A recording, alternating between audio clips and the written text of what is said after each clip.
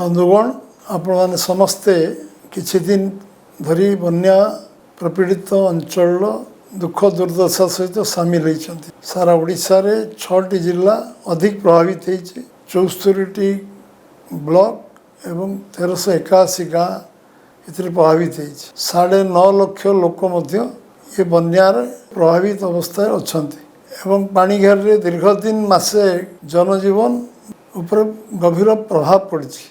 गाई गोरु माने घर बाहरी पार ना, पाणीघेर लोक मैंने बाहरी पार ना, रास्ता घाट व्यापक क्षयक्षति होती।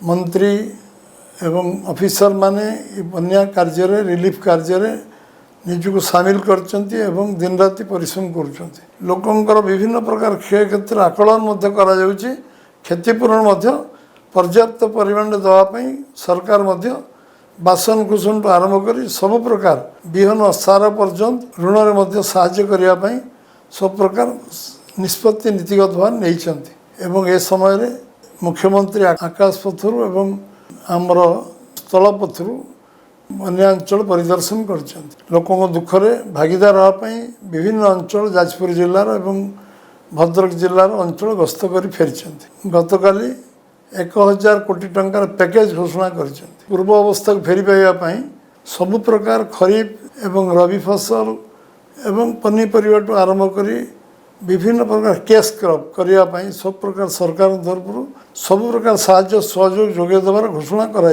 समस्त कार्यकर्ता बंधु माने बहुत कठिन परिश्रम एवर्ष बन्यारे करिसेंती। खबर मो पाखे अच्छे समस्त को मु साधुवाद जनाऊँगी, धन्यवाद जनाऊँगी। पाखापाखि गोटे मास धरी बन्या अंचल लोक उद्धार करने कार्य, रिलीफ कार्य, सामाजिक संगठन को साहाय्य करने, सरकार विभिन्न रिलीफ कार्य सहयोग करने ये कार्य समस्ते सामिल अच्छा।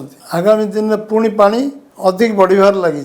बन्या पर बन्या आसुच्ची 3 थर बन्या आसलाणी, 4 थर बन्या आसलाणी, 5 थर बन्या आसलाणी। पुणी पानी बढ़ी चलती और दुर्दशा बढ़ी चलती। ए समय आहरी धैर्यर सहित आम कार्यकर्ता को अनुरोध करुच्चे से बन्या अंचल लोक मान सहित सामिल हूँ, काम करूँ एवं साहाय्य सहयोग करूँ। आम जो प्रशासनिक व्यवस्था अच्छी रिलीफ काम चलते सरकार प्रशासन सहित सहयोग करूँ एवं रिलीफ कार्य आमे समस्त को ए संपृक्त करवा। ये कार्य महत् कार्य, पुण्य कार्य, लोक दुख दुर्दशा जो अच्छा साहाय्य करवा हूँ आमर परम कर्तव्य। आमर अगणित कार्यकर्ता जो माने बन्या समय साहाय्य करेंगे, करेंगे, जगन्नाथ शक्ति दियंतु।